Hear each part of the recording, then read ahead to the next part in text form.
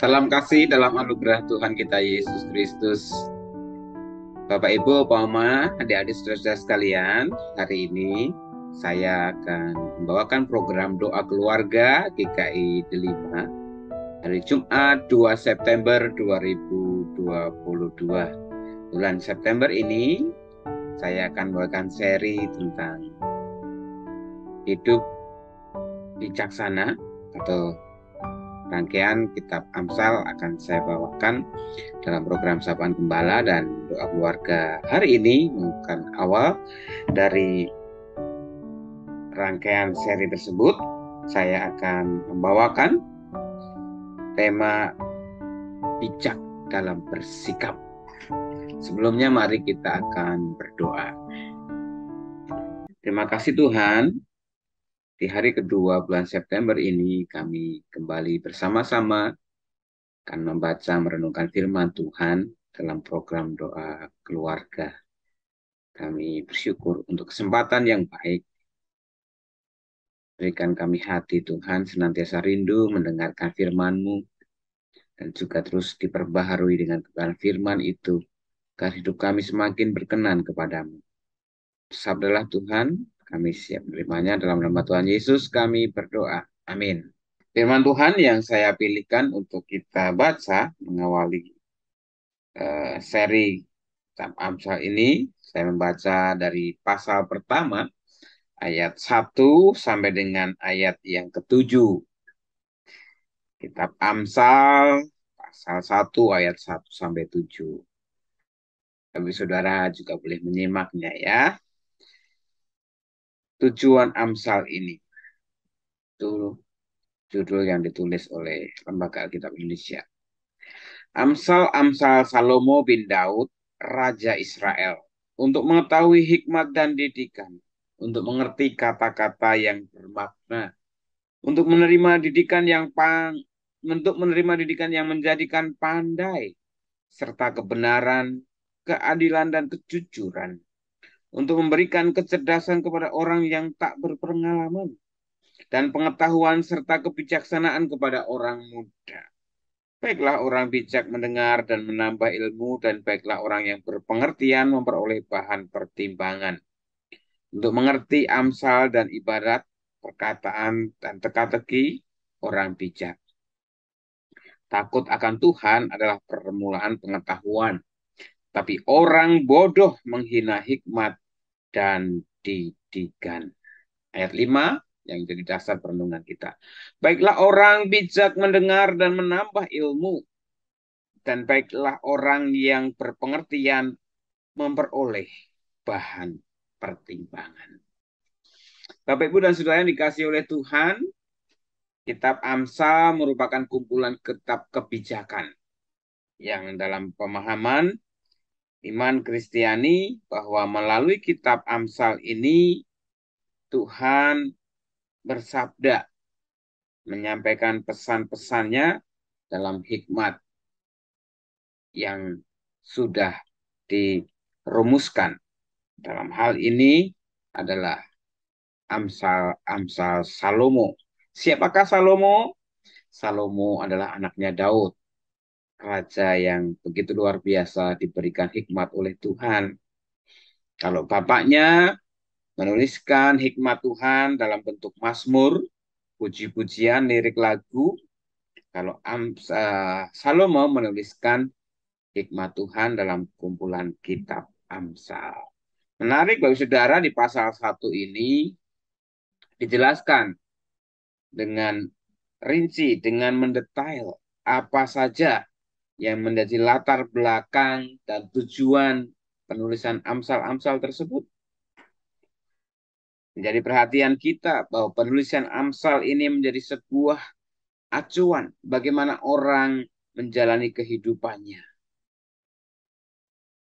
Yang menjadi perhatian kita di ayat yang kelima, baiklah orang bijak mendengar dan menambah ilmu, dan baiklah orang yang berpengertian memperoleh bahan pertimbangan.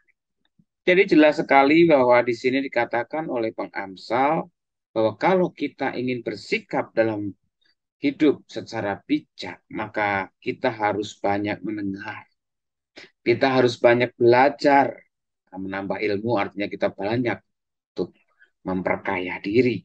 Dan baiklah orang yang berpengertian memperoleh bahan pertimbangan. Apa sih itu bijak? Bapak Saudara mungkin perlu untuk kita ingat kembali bagi yang sudah memahami atau bagi yang belum. Mari kita bersama-sama memahami bahwa orang yang bijak itu adalah orang yang bisa membedakan baik dan buruk, jahat dan tidak benar, dan yang benar yang harus dilakukan, dan kapan menggunakannya. Ini sesuatu yang sangat umum, yang sangat awam sekali. Tetapi dalam kitab pasal pertama ini, Amsal menjelaskan bahwa dasar dari itu semua adalah takut akan Tuhan. Dikatakan ayat 7, takut akan Tuhan adalah permulaan pengetahuan, tapi orang bodoh menghina hikmat dan didikan. Jadi pengamsal sudah menjelaskan dengan tegas bahwa dasar orang untuk bijak itu mau tidak mau, lepas tidak lepas, ya harus terus melekat didasarkan rasa takut akan Tuhan. Kita pasti pernah tak mendengar, mungkin kita aktif mengikuti sapaan gembala GKI 5, doa keluarga GKI 5, ya.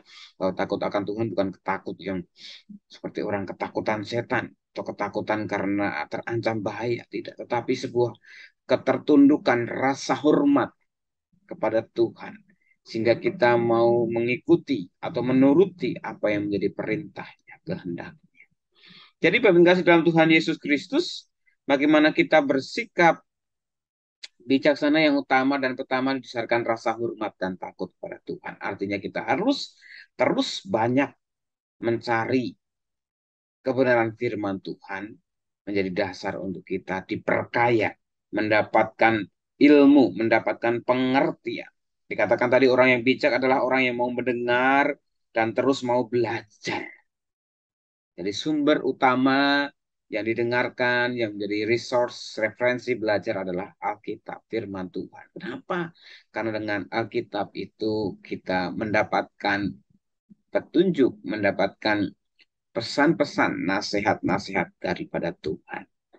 Itu yang pertama yang harus menjadi uh, perhatian kita. Yang kedua, saudara, sebenarnya ada juga banyak hal yang Tuhan bisa pakai untuk menyampaikan pesannya kepada kita. Dalam beberapa kesempatan saya pernah membagikan bahwa Tuhan bisa memakai sarana suatu kejadian peristiwa untuk memberikan pembelajaran kepada kita. Pun ketika hal itu tidak menyenangkan. Pun ketika hal itu bertentangan dengan ego kita. Itu pun adalah cara Tuhan untuk mendidik kita, memberi pelajaran. So, kalau kita mau benar-benar merendahkan diri, merendahkan hati, itu kunci untuk kita mau terus belajar. Sekali lagi, mungkin sudah bosan mendengarkan sharing saya ini. Tapi ini hal sederhana yang terus terngiang-ngiang bagi saya. Untuk saya terus merendahkan hati, mau belajar nasihat teguran dari orang lain, siapapun itu, karena dari situ Tuhan juga sebenarnya berbicara kepada kita.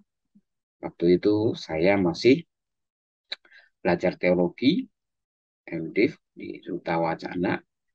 Sebelum praktek, saya tidak uh, secara sengaja sedang ngobrol dengan keponakan yang pada saat itu sedang umurnya sekitar 3-4 tahun dan sedang disuapin uh, makannya gitu ya. Dan sambil makan yang mulutnya penuh begitu, dia bilang, waktu itu dia panggil saya, Mas Adi gitu. Mas Adi, rambutnya gondrong gitu jelek. Batin-batin saya ketika ponakan ngomong seperti itu, kamu makan aja masih disuapin, ngasih tahu orang dewasa. Ya, saudara. Sering berjalannya waktu, ternyata itu menjadi sesuatu yang saya perhatikan. Karena sebelum masuk ke jemaat, saya harus berpenampilan yang sopan, tidaknya rapi, sehingga bisa menimbulkan kesan yang baik, yang positif. Nah, ini menjadi sebuah hal yang konkret yang seringkali Tuhan bisa berbicara, menegur kita. Dan kita bisa belajar dari seorang anak kecil yang kadang-kadang kita anggap sepele, kita remehkan. Pula banyak peristiwa kejadian di sekitar kita yang bisa menjadi sarana untuk membentuk kita. Kalau kita mau bersikap bijak, maka yang utama adalah takut akan Tuhan, kerendahan hati untuk terus mau belajar, menambah ilmu, mendengar masukan dari siapapun. Semoga kita terus bertumbuh, jadi bijaksana, karena kesediaan kita untuk mendengar masukan dari siapapun. Mungkin orang yang dianggap remeh disepelekan, tapi Tuhan bisa berpesan juga kepada kita. Teruslah menjadi bijak dengan kerendahan hati, mau mendengar dan mau terus belajar dari apapun, dari banyak hal. Tuhan memberkati.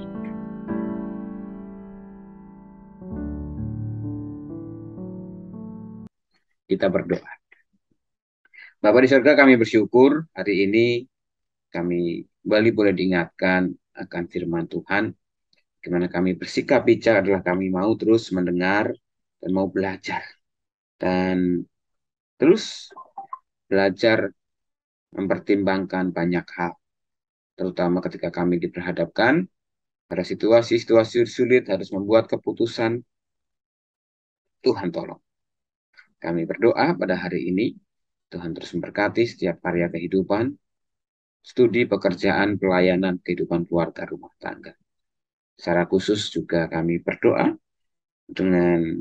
untuk saudara kami yang berulang tahun pada hari ini, 2 September, ada saudara Rio Andesta Tambunan. Tuhan kau terus memberkati kehidupannya dalam masa studi belajarnya, kehidupan keluarga, dan juga masa depannya. Bersyukur dengan tambahan usia ini untuk segala pemeliharaan dan berkat Tuhan. Kami juga mau menyerahkan untuk setiap kerinduan kami untuk boleh menyatakan kasih Tuhan, karya Tuhan. Biarlah kami boleh menjadi pribadi-pribadi yang bijaksana. Doa ini kami minta, kami alaskan dalam satu nama Tuhan kami Yesus Kristus yang telah mengajarkan kami berdoa. Bapa kami yang di surga, dikuduskanlah namamu, datanglah kerajaanmu, jadilah kehendakmu di bumi seperti di surga. Berikanlah kami pada hari ini makanan kami yang secukupnya, dan ampunilah kami akan kesalahan kami, seperti kami juga mengampuni orang yang bersalah kepada kami. Dan janganlah bawa kami ke dalam pencobaan, tapi lepaskan kami daripada yang jahat, karena Engkaulah yang punya kerajaan dan kuasa dan kemuliaan sampai selama-lamanya. Amin.